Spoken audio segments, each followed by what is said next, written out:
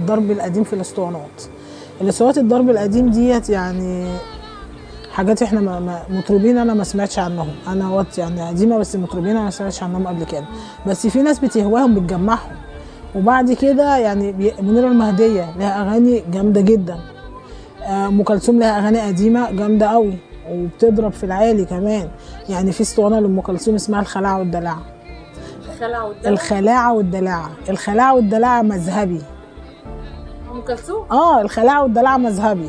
فلما سجلتها النقاد انتقدوها والناس كلها ايه ده ام كلثوم اللي عملت قران سجلت اسطوانات قران وابوها كان شيخ وابوها شيخ ومش عارفه وايه، ازاي تغني الخلاعه والدلع مذهبي؟